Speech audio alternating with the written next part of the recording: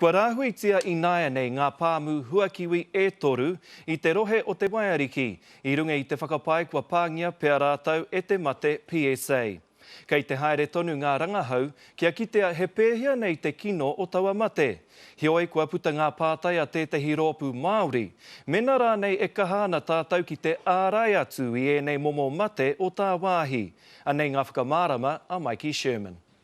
He kaitia ki te kēti hei tohu I te wehi. Kui nei tētahi o ngā pāmu huakiwi e toru kua rāhuitia I te puke, hei te pōnei pēr ka piki ake. We have information coming through from growers and our own staff that there could possibly be orchards outside the Bay of Plenty that could have this agent as well. I tēnei wā kei te huri haere te manatū tiaki te tai au ki Awarohe, heoi tērā pēr he tō muri rawa. Neke atu I te rua te kautau te mate PSA e mohiotia whānuitia I te ao, ko te pātai I naia nei he aha I tukuna mai ai ki roto I tō tātou whenua. Whether or not we have done enough early enough, those are questions that the kiwi fruit industry, in particular FOMA's members, are going to consider very, very closely.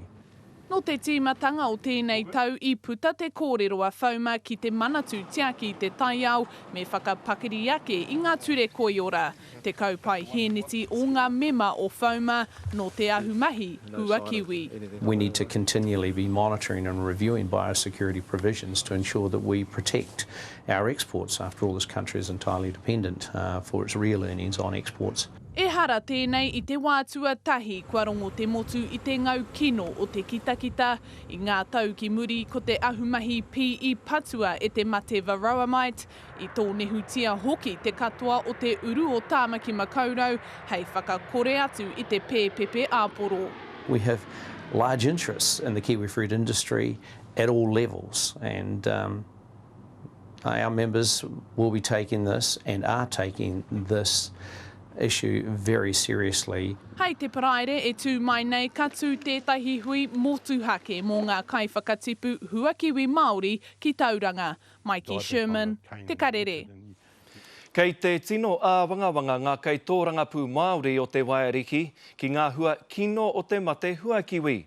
Ko te ani pā o Mitarirunui, kei riro ngā pāmu huakiwi katoa o te rohe I te mate wiriwiri nei. He maha ngā poraka whenua Māori pēnei e whakatupu ana I te huakiwi ki te uru o te Waiariki. Me mataku te motu, ki tā koe mōhio nei, ko te rohe pai mo te whakatipu kiwi fruit, ka tīmata mai I katikati, I roto I a te Waiariki, me ki ngā kuri a whārai ki Tihira. Kei te whakai te māngai o mua mo te Waiariki, he raru nui tēnei mo te ohanga Māori o te rohe ki te puta whānui tēnei mate kino. Kei mate haere o a mātau huakiwi, nā mena ka haere pēnā rā, ngā huakiwi, ka hinga mātau. E rua te kau ōrau te wāru o te ao huakiwi ki te ohanga o te Waiariki. Toko mahanga Māori kei ngā reanga mahi katoa o te huakiwi. Kua pā mai anō rāta ngā uauatanga ki te pūkoro ngā Māori, a whenua nei, a kamutu, a Pākahi nei. I nai nei ko te pātai mēnā ai, kāora nei, he ngoi kore te kāwanatanga ki te kaupare atu I enei momo ngārara. Kore pē te kāwanatanga e mōhio, ka tau mai tērā mate ki Aotearoa nei. Mai he reite mea ka kia te he pōturi rawa, he mea ohorere. Nā te ahi tai mai tēnei ngangara ki Waenganui a mātou o te rohe a Tauranga. Te kaumā waru ngā pāmu huakiwi e tirohi ana e te manatu ahu whenua I tēnei wā. I nāia nei kāore e tāia e Aotearoa, te tuku I ngā puawai huakiwi ki Amerika me Ahitereiria.